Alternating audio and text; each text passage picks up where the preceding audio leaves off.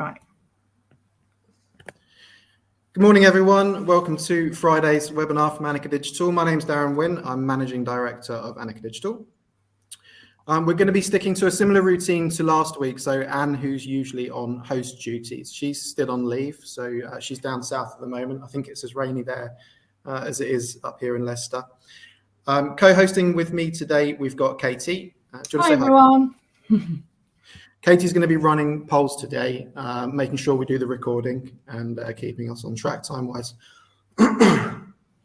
Presenting today, we've got Zhao Kang from Shrinker Digital. Hi, Zhao. Hi, everybody. Zhao's going to be talking to us about the impact of our digital footprint, the cost of things like social channels and stuff that we do that promotes our businesses. So it's a really interesting discussion today. It's given me a lot of food for thought, certainly running digital campaigns like we do.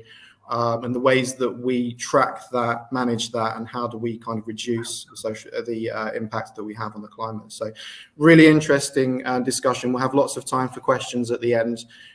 These webinars are going to be recorded, so they'll be available shortly after via email for you. So if you have to jump off or if you want a copy of it, it'll be sent to you. They're also available on our YouTube channel. So if you want to give us a search on YouTube and give us a follow, and a subscribe, then you'll see those pop into your feeds every now and then when you're on YouTube. So they're there too, and you've got a whole backlog of all the previous webinars we've run. Some of them are really good. I think that's it admin wise. The slides are available on Big Marker, so they should be available on the right hand side of your screen to download. We'll do a Q&A, like I said, at the end. So if you've got any questions as we go through, pop them in the chat. We'll keep track of those, and then we'll have a good, I reckon, 15, 20 minutes to talk through those questions afterwards. I think that's everything from my side, Katie. Yeah, I've just pinned the handouts for everybody at the top of the chat, so you should have those. Oh, awesome. So let's get going on the poll then. So how much do you know about digital carbon and sustainability? Hopefully this has come up on your screens now. So are you a total beginner?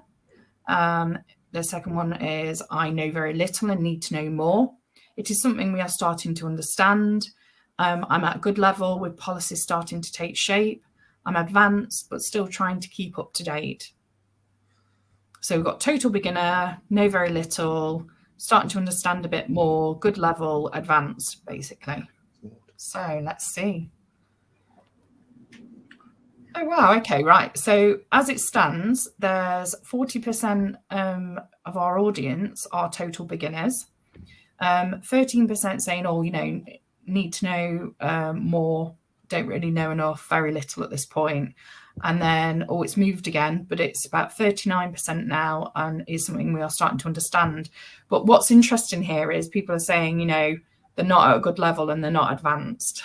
So that's kind of what we thought. Jal and I were talking before we went live. So yeah, that's interesting just to kind of gauge the audience. Yeah, definitely. Brilliant. Because this is a relatively basic sort of start, so hopefully that's a good thing. People are seeing. Yeah. Well, I'm gonna hide myself now, but I'm available on support. As Darren says, like questions at the end, handouts have been pinned to the chat, and everything is released about 40 minutes normally after the webinar's ended, so you can always use this on catch up as well. Yeah, we'll see you in about half an hour. Okay, thank you. Right. Okay. Thank you, everyone. For sorry. Is it me to start? Yes. Yeah, that's fine. Okay. Thanks, Hi, everybody. Thank you for joining us today. My name is Zhao Kang. I'm one of the directors at Shrinker Digital, and we're here to talk about the polluted nature of the internet. So we're going to get into it with the first slide. Right. Okay. I think the best place to start is what is the internet? The internet is a connection of cables, basically that surround the Earth, and they help to pump that infrastructure. Literally is like a net, and the applications that run on there are things like the World Wide Web, email, mobile apps, things that everyone would be familiar with.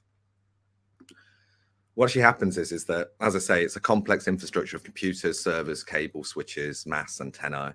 And these things, they all use energy, and therefore they need electricity. And with 80% of the world's electricity being produced through fossil fuels, that obviously has a carbon footprint. How that's broken up between what's using up the electricity is quite surprising to a lot of people. And data centers, they use obviously a lot of it, but a lot of it is the actual data itself, it's the devices. So that's really where we come in, and we talk about, because the internet is constantly on, it's a machine that's constantly on. There's not a lot that you can actually do about that. As you say, that infrastructure is always on. So what we can do is we can do something about the data that runs around it. And so we're going to look at obviously what that is, how it produces carbon, and what we can do about it as well. So I'm just going to go through to here. So all those applications, they live in the cloud. And a lot of people get confused. They think the cloud literally is, it's invisible, and but it's not. It is a data center. And data centers, there's around about 8,000 of them globally at the moment. They contain hundreds of thousands, if not millions, of computers, basically servers. And the same with any computer or any server, it generates heat. And so what they do is they use AC to obviously cool those places down. But on an environmental level, they also use billions of liters of water every single year. And it's and I think that's one of the problems that people don't really realize, that there is how much water and how much electricity, two finite resources.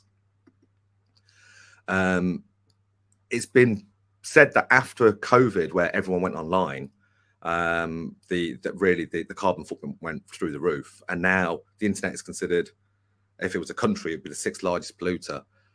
That's ahead of Germany, and what's causing it to be such a polluter is us. It's people, businesses. I mean, that you can see there, just by backing up photos and videos to the cloud, it creates a significant amount of carbon, and so we're all responsible for this. We all have as you know, we have a personal carbon footprint: the cars we drive, the clothes we wear, and where we live. But you also have a digital carbon footprint, and the average person, it's around about 900 pictures that they save, to the cloud every single year. But you've got everything on there, haven't you? You've got your you've got your emails, you've got your messages, you've got everything. And these are in servers, and people need to remember that you have your own personal storage space, as if you were going to go into a physical storage place. And you can imagine all your letters piled up and all your pictures piled up and all that kind of stuff. Well, that's exactly what's happening online. And that demand for us keeping our data and not deleting it and so on and so forth, well, that's, from this graph, you can see by 2030, the experts say there's going to be a 40 times more demand for us to store data. Now, why that is becoming a really massive issue is because the amount of people that are online, I mean, it really is a truly global network. It's probably the one thing, or the one machine, the internet, that everybody plugs into. And so, as you can see on there, I mean, there's 5.2 billion people online.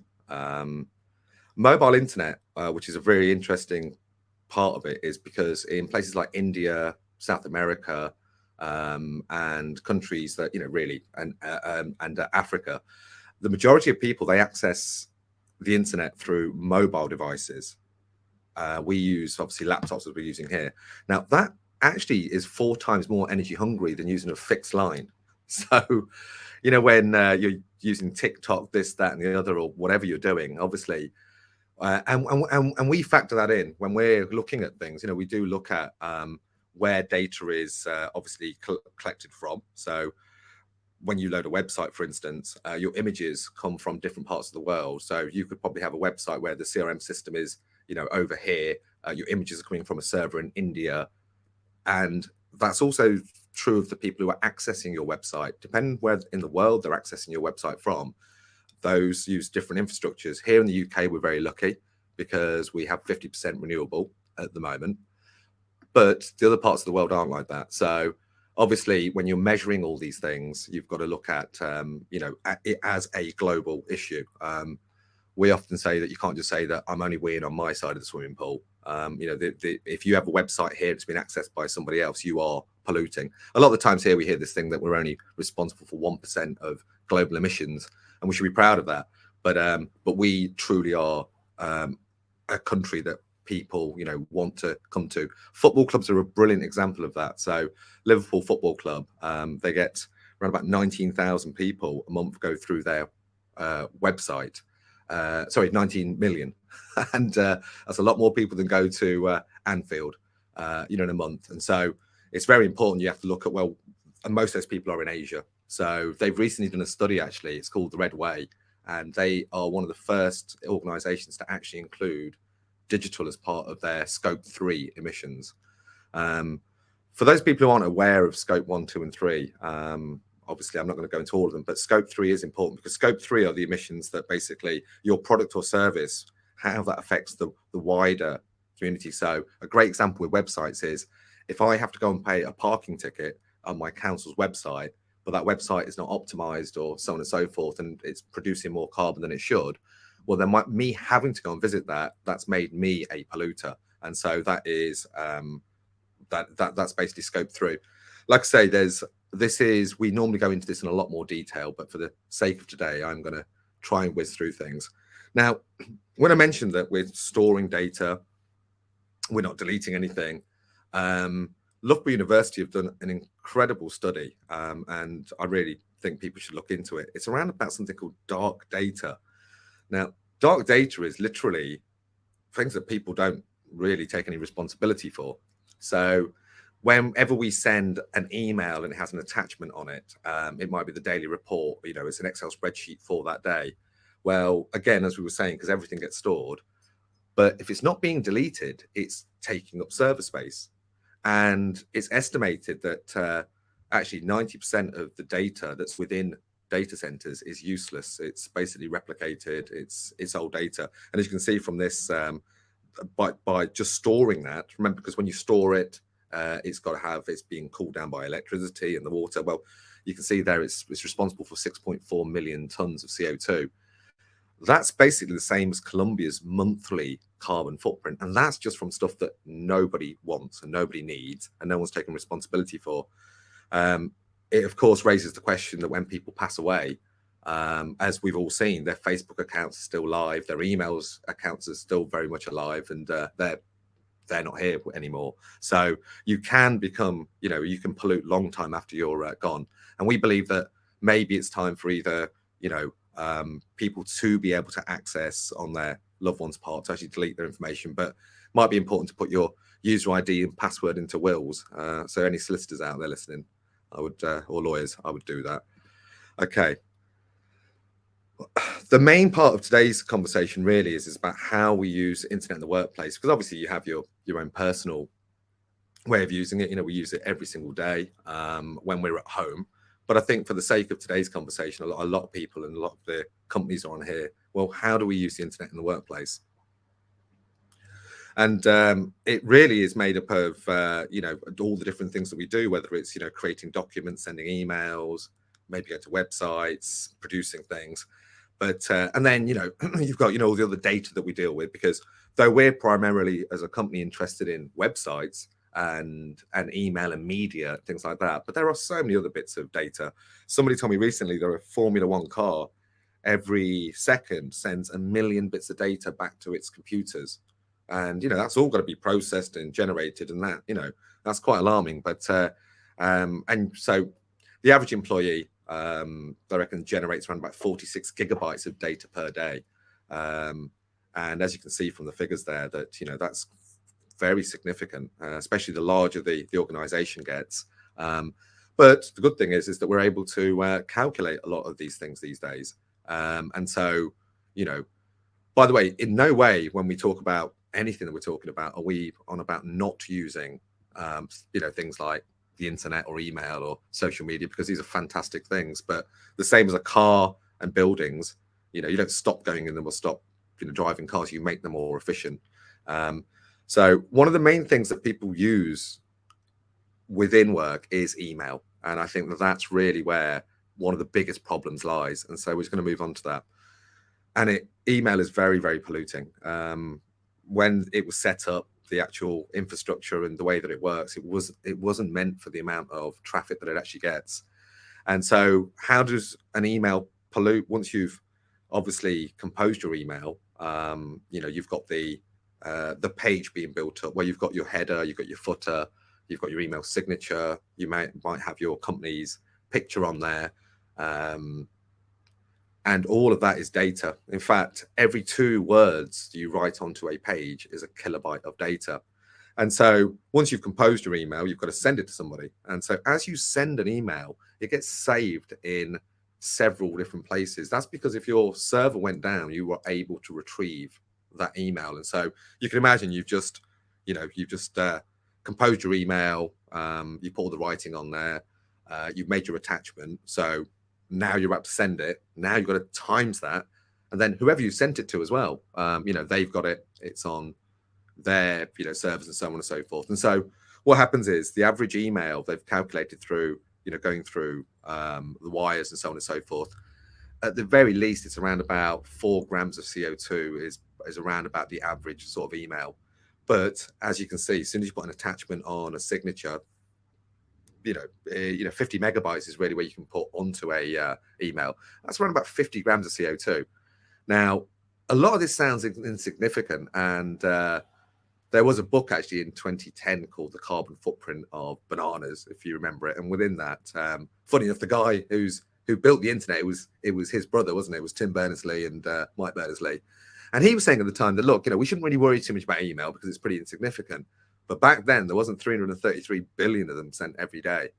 And this is one of the issues that we've got, is that it's those small little things that build up. And of course, if we're not deleting any of this, well, it's always there. And again, come back to that thing, if you were to walk into your storage facility and these were letters, you would soon start getting rid of them, wouldn't you? So I'm sure that people right now are scrambling around and looking at their inbox and going, oh my God, I've got 50,000 emails in there. Well, each one of those are little bits of, that each one of those carries a carbon footprint and a water footprint. And going back to taking selfies and saving them of yourself or your dinner from, 2010, whatever it is, again, it has a water footprint and a carbon footprint. And I think the more people know that, the more people will go around deleting. So as you can see here, it's, I don't personally do 140 emails a day, but we're told by people who study these things that that's the average worker. It's 140 emails per day. That's 34,000 emails in a year. And if we were to calculate the kilograms or the per CO2, it's around about 16,000 plastic bags worth of CO2, that is. And that equates to, the same as 168 kilograms, which is the same of London to Brussels. Yeah, this page isn't right, so apologies about that. Okay, now one of the biggest problems with email is actually spam. Spam is what's doing a lot of the damage, because obviously we've got work emails which are important, and obviously we know that you need to save things and they are for some kind of a purpose, but spam isn't. And spam is really causing a massive problem. It tends to go into your junk folder. You tend to forget about it. And as you can see from here, this is globally. If everyone just deleted 10 spam emails a day, it could save the equivalent of electricity of 5 million UK households. So around about 55 million kilowatts. And going back to that thing that there's 333 billion emails sent every single day. So I am aware that there are places and companies out there that are saying that if you delete emails, that they will work that out for you and give you credits and so forth on that.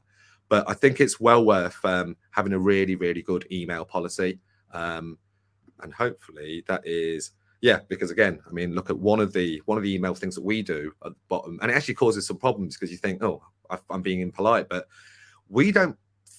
We at the bottom of our emails, it says, please don't expect a thank you back, and do not thank us for this email, because if everyone who used emails in England sent one less thank you email daily, you can see from there it would save you 16,433 tons of CO2, and that's just from saying thank you.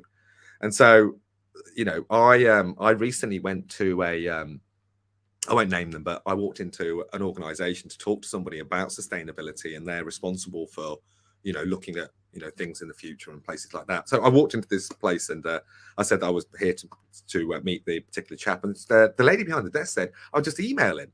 And I said, "Oh, is he out of the building?" She goes, "No, he's upstairs." And I went, "Well, don't email him. I'm here to talk to you about polluting emails. Don't do it." But she says, "No, that's the way that we work." And so when I finally got speaking to this gentleman who, when I told him all this, he was like, "Oh my God." And so again, it's just anyone emailing within an office environment to one another. You've got to be aware of the fact that, that is, the minimum is 4 grams. And like I say, the water carbon footprint and that's something really important to know. And I don't think a lot of people know that. And so, by the way, if you do want to know what the most energy efficient and basically the best way to send a message globally is SMS. SMS has a very, very small carbon footprint, followed by things like WhatsApp, so on and so forth. Email is ridiculous. It's honestly, I think there's a graphic on our website that you should look at, and it shows per every 60 seconds how much coal is burnt using different applications, and email just dwarfs all of them. So talking about different applications, digital media campaigns. Now, again, you're at work and you've put your email out there telling people to go to your Facebook page or this page or that page. You've put adverts onto your own channels and so on and so forth. Now, a lot of people are amazed at this, but yeah, one digital advertising campaign, and believe you me, that we do mean someone like PepsiCo or something like that, or a huge organization that is put it on anything digital that you possibly can. So all of the 10 major platforms, your website, so on and so forth. Well, that produces up to 333 tons of CO2, and that's just to put a campaign out. So if you were doing a campaign on, I don't know, a 99p cheeseburger, is it worth all of that? And if it is, I mean, look at that, it's 160 round trips between Paris and New York City. I do feel for the airline industry. They do get hammering, and when you look at things like this, you think, wow.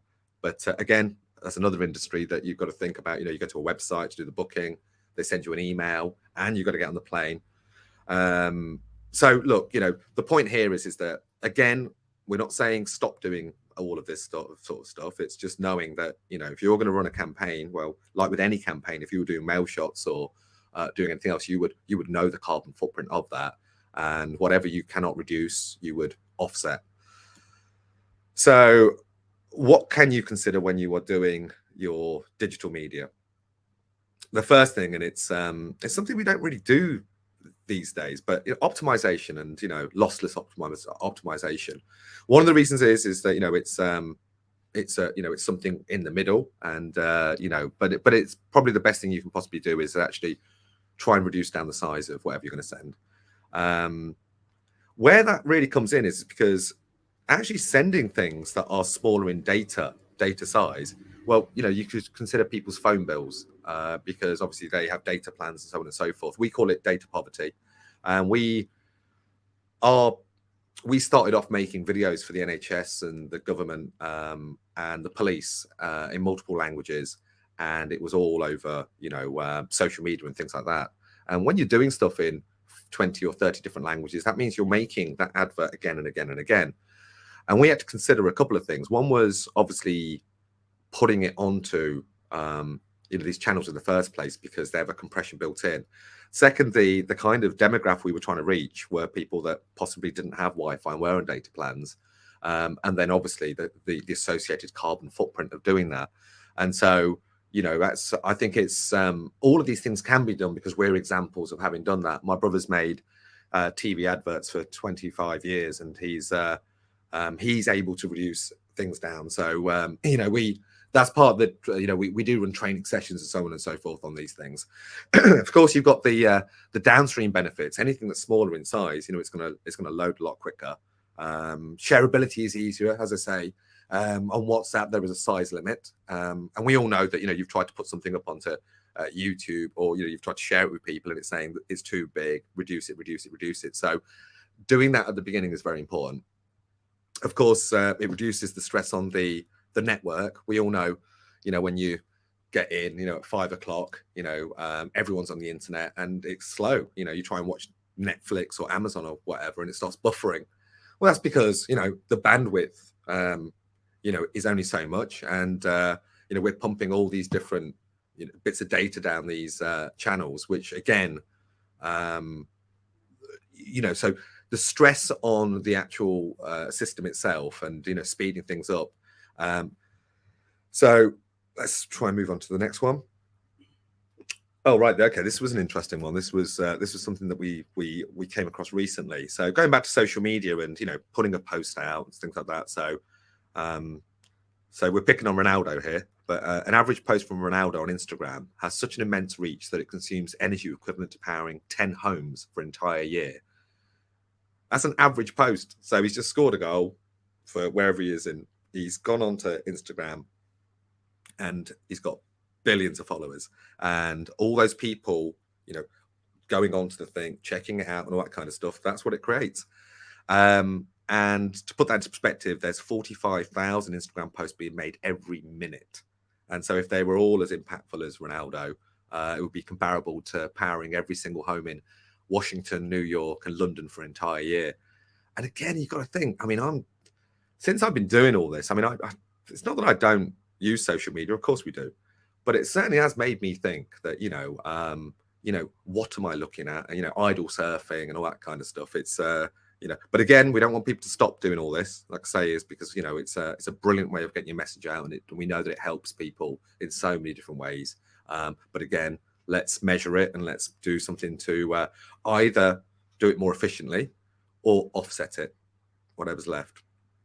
And every little really does help. I mean, every little bit. People think, well, I've, you know, really, what can I do? And, you know, I'm only one person, or my website doesn't get that much traffic, or whatever. Anyway, as you can see from there, shaving off even a single kilobyte from a file that's loaded on 2 million websites reduces the CO2 emissions by an estimated nearly 3,000 kilograms per month. And that's 2 kilobytes, a single kilobyte, actually. And like I told you is that earlier, is that when you're typing up an email, every 2 words is about a kilobyte. So, you know, these little incremental changes. I think there's a good couple of billion websites on the planet. So if we, you know, even shaved a little bit off them and shave a little bit off data everywhere, it makes significant differences, you know, in the future.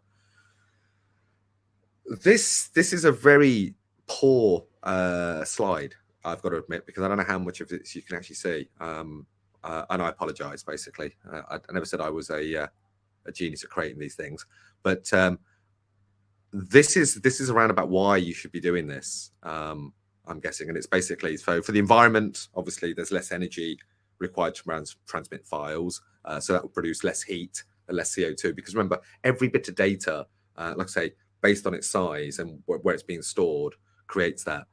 Website performances, there's quicker loading times, there's a reduced bounce rate to your website by having a leaner, greener, meaner website. And bounce rates are very, very important. I mean, that's when someone comes onto your website, and if it doesn't load within 3 seconds, you're going to, you know, do one. Everyone's always looking at SEO rankings, and everyone wants to do SEO. Well, SEO is based on, you know, the speed that your website basically is, the speed that it loads, and Google does rank it, you know, on those things. Obviously, you've got an improved online experience for your the people visiting your website, because as they flick through pages and things load quicker. And if you really wanted to, obviously that means by having less data on there, you could in actual fact have more images and video. I mean, that's not something that we particularly want people to do. We want them to have less, but you know, it does allow you to do that if you are, you know, imagine like a Rightmove or a Zoopla or a any car place, I mean, or Airbnb, you know, all those images and things, you know, of or holiday places, you know, places that have lots and lots of images and things. They could really do with, you know, making sure that everything is, you know, it's most efficient when it's loading up. That does lead to brand loyalty as well, because these days everybody's looking at, you know, the carbon footprint. You don't see the adverts on TV so much now because they've all been caught out, haven't they? But, you know, there is this whole thing that, you know, the public do want to push towards, you know, people, you know, brands and being associated with brands that are greener.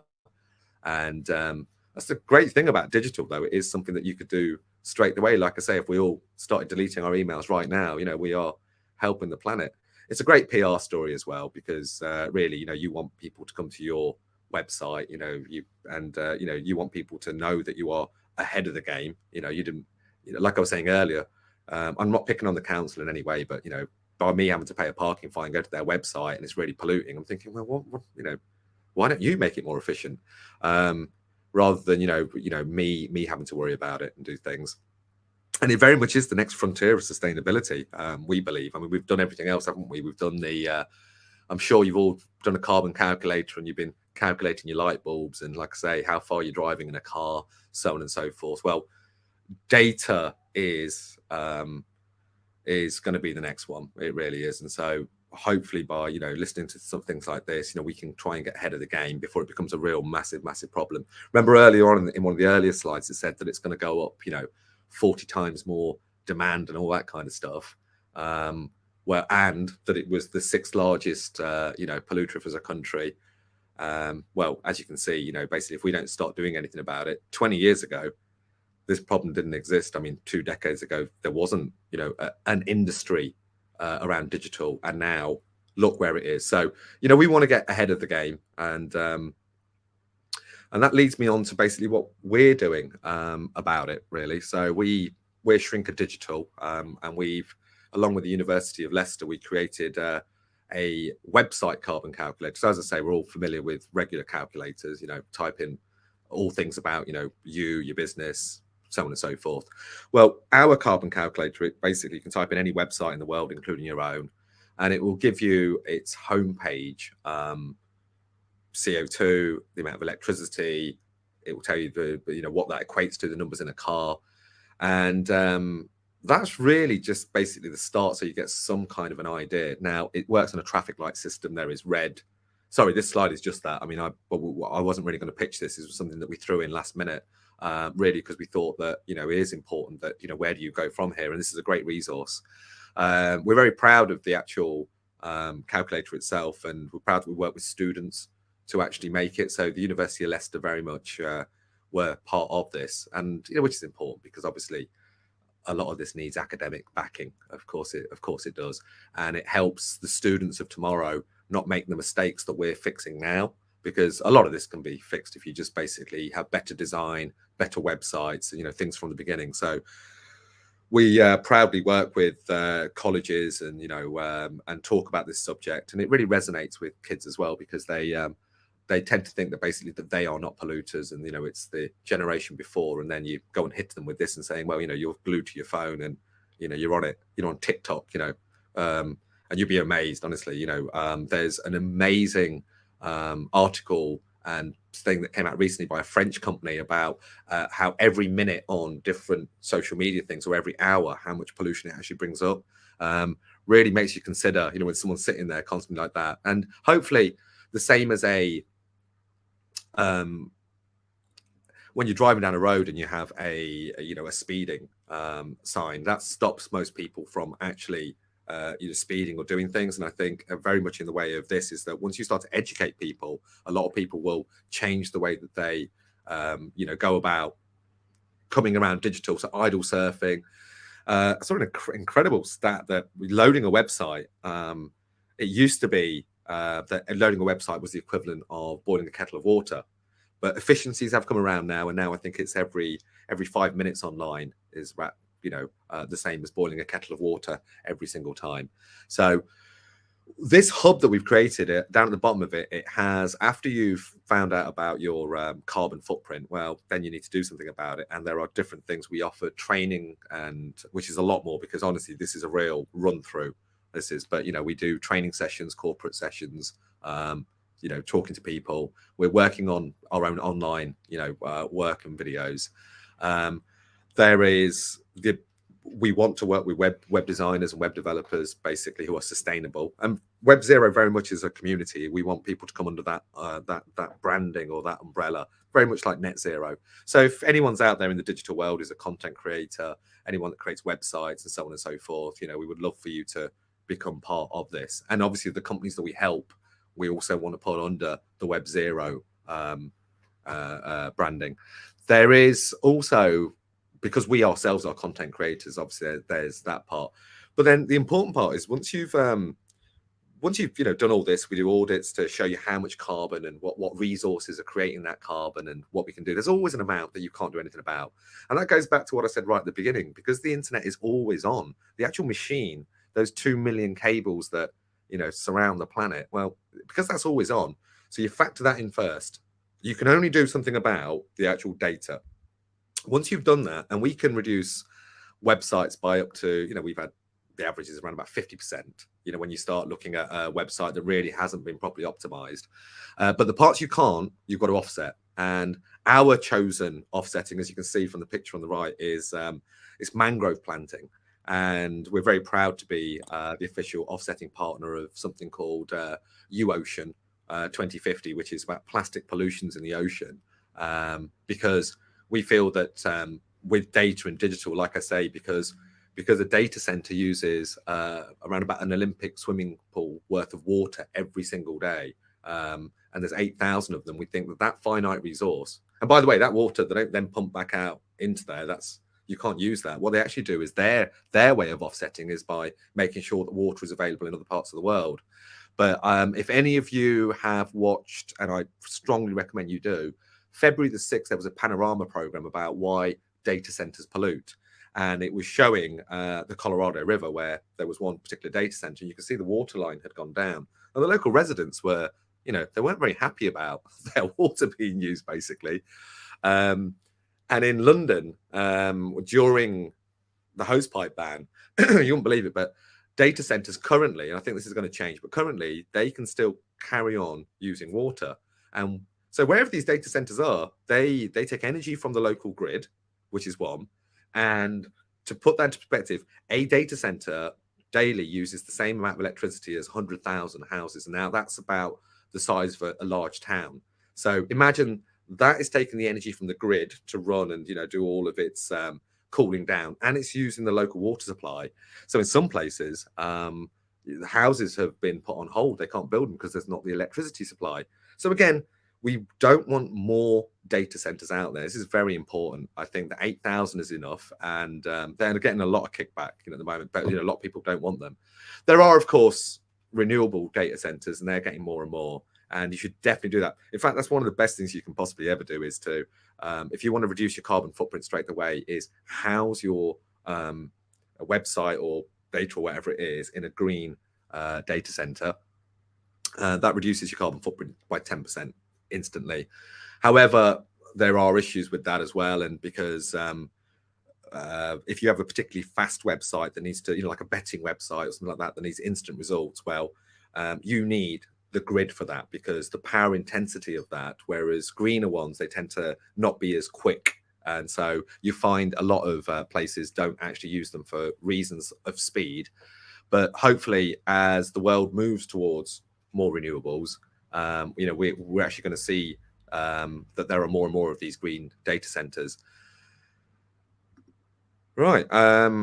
So the steps that you can take really, again, is reduce your website, sustainable design, compress things, take some training or consultancy, and we're there for that, should you need to, and really share this message. So that's the talk from me. I probably talk really quickly, so apologies if I've finished quickly, but is that okay? Brilliant. I must admit, while you were talking, I went into my emails and had a look at my oldest emails, and the ones I found some from 2014, and as I was looking at them, they were all out of office replies, in particular these ones I was looking at. It was just junk sitting there, and I couldn't believe it. I don't think a lot of people realize this data's even there sometimes. Yes. And someone in the chat mentioned that it may get deleted after a certain period of time, and I think the assumption is that it's being dealt with for us. Yes. And certainly wasn't aware of the impact that it had. I was interested to know, have email providers, Microsoft, Google, have they come out and said anything on this? Oh yeah, 100%. Look, as I said, because WhatsApp have got self-deleting messages now, and Google have said if you don't access your account, for over a period of time, I think it's 5 years, so they will delete it. But these aren't for environmental reasons. This is because, you know, as I said, there's 8,000 data centers that are full of our stuff. Yeah. And there's a lot of, you know, people don't want more data centers. So they've got to really use their data better. So it could be for self-serving purposes. But yeah, you know, there is a time. And I think that, yeah, we're at the nose end of something that's going to become whatever it is. And yeah, I think the responsibility does lie with the actual providers themselves to delete stuff. But as you know, trying to get someone to go into someone's Apple account, you know, that's so secure, they don't allow just anybody in. And, you know, and I think when people have passed away and people have left horrible messages on their account, they want to shut their account down. Facebook have not allowed them to go in as well. But yeah, that needs to change on that level, definitely. Really interesting. There's a few questions been coming through. Okay.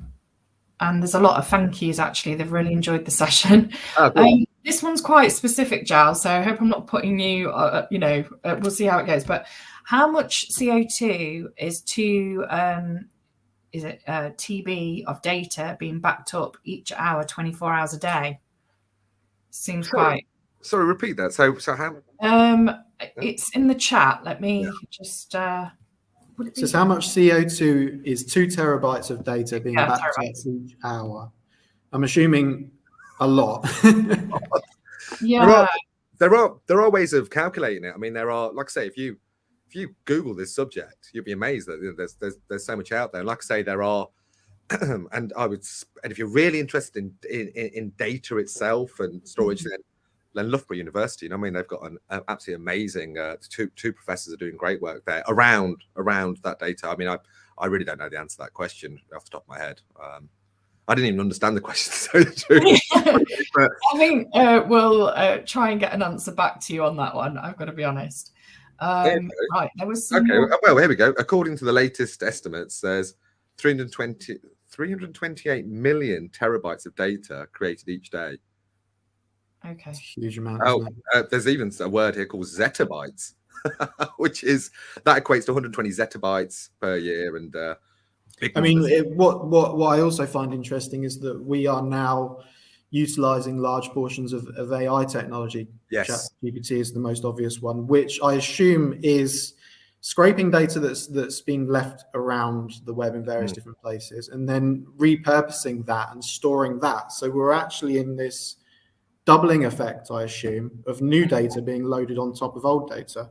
Oh God, that's Bitcoin got it really, in the public's imagination, they were really annoyed when they learned that how much processing power it takes, for those coins. And the same with AI. AI is very energy hungry because it does exactly what you're saying. It does millions of searches all around. Yeah.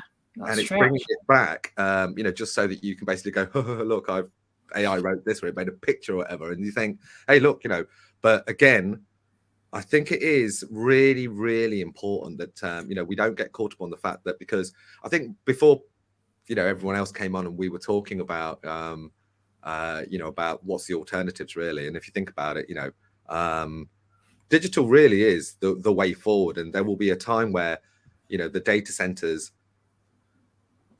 if you were to put them on the moon or under the sea, you wouldn't have half of this sort of issue of cooling them down. It's really that's where the thing is. So I think the way we'll do something about it. But what can we do today? We can't rely on people to make things for the future, because that's promises made in days to come are as good as none sometimes. But questions about when emails are deleted, where does the data go? Why can't email providers design the email system to automatically destroy emails after a certain amount of time? You're right, and I think we should be asking all these questions. But one of the issues is that email is a way of, it's the old filing system, isn't it now? It's almost like a contract sometimes, and there are certain emails you cannot. So you put them into storage, and believe you me, when they're stored, it's really in the sending and receiving of them, within emails that causes the most carbon as it's going along. And you'll find this with a lot of it. It's the end users' devices and the pumping information around. Once it gets stored, they're actually quite efficient at bringing it down. But again, I just think delete the ones you don't need, especially when you're composing an email. Don't put 50 people in the thread. Does it need to go to 50 people? And do you need to send them the whole thread from before? And as I said earlier, It makes you think like qualitative, not quantitative, and just being quite lean in your decisions in the way that you do, you know. but you could work it out. As you said earlier on, you've got all these thousands of emails, whatever it is. Well, if you just put say even a gram of CO2 per email, so but remember, it won't delete if you delete it off your phone. You've got to go into your actual account, wherever it is, and start deleting there as well, which is very important as well. Because remember, that's the other thing.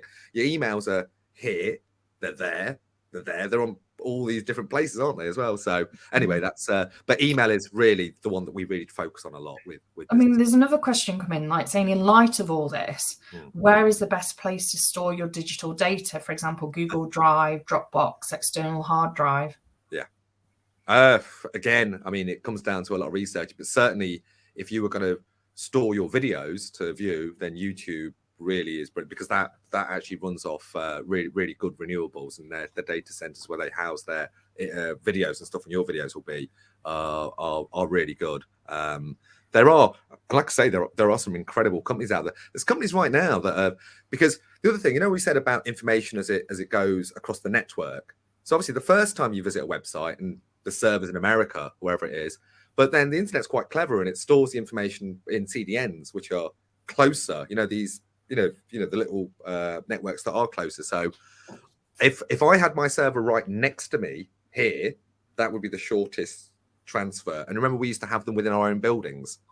All the used to go into the server room and things like that. So I haven't seen that in my time, actually. There we go. Show my age. I mean, Jal and I were talking about before we went live, just talking about integrated marketing campaigns. And I used to work for a company that did a lot of direct mailing, and there was always the kind of concept that anything online was better than anything offline back then, in terms of the environment. And then listening to this, like someone's just said, I was watching something the other day, it says Facebook, never deletes your data, won't that add to emissions? And people talking about cloud computing. So it's a fascinating, I think I could talk about this for about at least a couple of hours and not really, Well, luckily that we run a business that basically, and it is a business, I mean, at the end of the day, you go into it, but luckily the topic is so interesting that we have very interesting meetings, and it's really great because you're opening people's eyes. But remember, there's lots of benefits to this. I mean, like we were saying, is that having done all this, I mean, because one of the big things is storing data, at the moment, and having to move everything to the cloud, having to pay for that storage, right? Especially secure storage. So obviously, if you're thinking about the size of it before you're storing it, you're going to save yourself money, aren't you? And lots of it. But it does come down to on an individual basis, because I know we talked about businesses and things, but everyone here probably has run out of storage on their iPhone or whatever, and £3.98 to buy more storage. And you've got to think, well, what exactly have I been storing? And like I say, and if you think about every picture having a water footprint and a carbon footprint, so like I say, there are so many positives to actually doing this properly. There's very few downsides, speed of websites and everything else we mentioned. So, yeah. But back what you said about AI as well. Okay. Just with that, actually, I've had a few people saying they're having to go, and I just wanted to get an offer out there quickly about Leicester Digital Live, Giles. So sorry for interjecting. Oh no, that's okay. It's profits for this go to Leicester Hospitals charity. That's a close one for me. Means a lot to me as a charity, to be honest, and I think a lot to our team. It's on the 3rd of October at Winstanley House, which is absolutely stunning. We were there last year. We've got people from SEMrush, HubSpot, InLink, Similar AI, and Broadhurst Digital, and we've got some other big names lined up. We just need sign off from them. So if you can get your tickets in now, that would be great. And we've also got some more local events coming up as well. So we will be starting to promote them out more in the webinars. So watch this space, and emails will be coming out. So I just thought it's worth getting in there because it's early bird tickets, and there's a hot meal. It's great for networking. There's a chance to meet our team and the specialists in a separate room. It's just really good, like the whole kind of concept we've come up with this year. It went well last year, didn't it, Darren? It was brilliant. Yeah, it's a brilliant day. Oh, yeah. I think that's good. Can I also point out that with you guys at Anika, with your targeted advertising and marketing, through digital. That's the best way to do it, because blanketly putting something out, but when when you're doing that, so when you're running campaigns and things, and so and I know that you guys are very good at that. Well, I certainly want to put it back on our radar. I think it's an interesting place to be. I think, to be completely honest, a lot of agencies don't think about this type of thing and don't think about their impact. And so, from a purely commercial basis, I think that there's a USP there.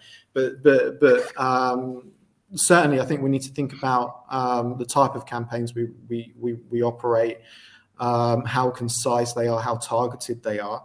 Because if they are useful and targeted, then there's a justification there to have it. But there's certainly, last 10 years, I think, has been pretty much an arms race of produce digital content, create emails, get ahead of everyone else, and it's been volume based. And there's been a huge amount, obviously, of data produced off the back of that. Yeah. I do find it interesting, the conversation around how do we really approach this? You mentioned tracking is the first step. I think that's definitely 100%. Important. If you can't measure it, you can't do anything about it. Exactly. And then the next stage is question mark. And a lot of agencies and businesses I see, they kind of sign up to one of these sort of tree planting services and then call it a day. And that's kind of it. And they plaster that everywhere. And I must admit, we've done a similar thing. So I think it is.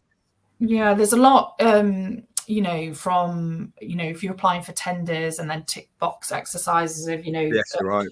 your policies and things like that. And I think what Darren's saying there, about carbon offset, I suppose it's changing behaviours, isn't it? I know Hotmail recently for me made me reduce my email, inbox down substantially. And I had an email from like 16 years ago to our CEO, Anne Stanley. So it was quite interesting what you kind of keep hold of. On that, when we talk about all these things, it's incredible to think that this isn't part of any net zero strategy globally. That's what I was just thinking. So to get that change, definitely needs to change. I mean, people need to start asking these questions to politicians, but it's not surprising it didn't. I mean, after every single COP, what they did, and obviously the government have got a digital upscaler thing at the moment. They want everyone to go online. And, if you were a bit cynical in 1984, you'd be thinking, well, why are they trying to get us all go online? Why aren't they telling us this stuff? You know what?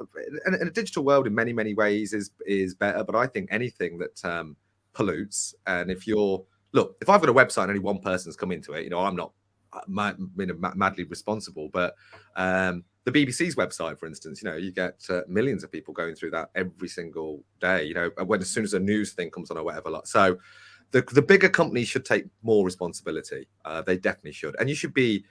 Look, there are some companies that are just online now. And if they're not measuring that carbon or they're not responsible for anything of that, then, what are the rest of us doing that have physical places and physical buildings? It's these questions really need to be asked. But I think it's very important. A few people are saying here, one thing I'd like to add is carbon footprint caused by Google searches. At our company, we have switched to web browser Ecosia, who plant trees for searches. So that's quite interesting. It is actually. I think that anyone that's out there in this sphere that's doing that, the reason we do the mangroves, it's quite interesting as well, because obviously we looked at all sorts of carbon when we look at this, and trees are very, very important. Of course they are, but they do take a long time to actually start being effective. That's the problem. We've got to start protecting forests and not cutting them down. Mature trees are what we want. New trees, they're going to give shade to someone in 20 years. But if we've got a target by 2030 and then 2040, do you not feel as though, we're 2023 now? And you think, well, and we've reneged on so many things that let's do the things we can do today. And one thing we can do today is, as we said, we've already found out, by deleting and not creating it in the first place is probably the best course of action, rather than relying on things that are going to offset it at a later date. Yeah, I've posted out some offers just with reviews, basically asking for reviews for this, because getting Jal on here, we had TikTok recently. We're trying to attract more guest speakers, and I think, like with this, for example, it's kind of made me think about decision making that you can make for campaigns, and quality over quantity in terms of trying to, reach your outcomes, and still having a really decent return on investment. But also, it's made me question a lot. Like, I know I've worked on big email campaigns before, and I've had different kind of engagement pots like green, amber, red. And you're having a slow month, sometimes you use the red, and it's just made me question quite a lot. Well, we on that, what we tend to do is that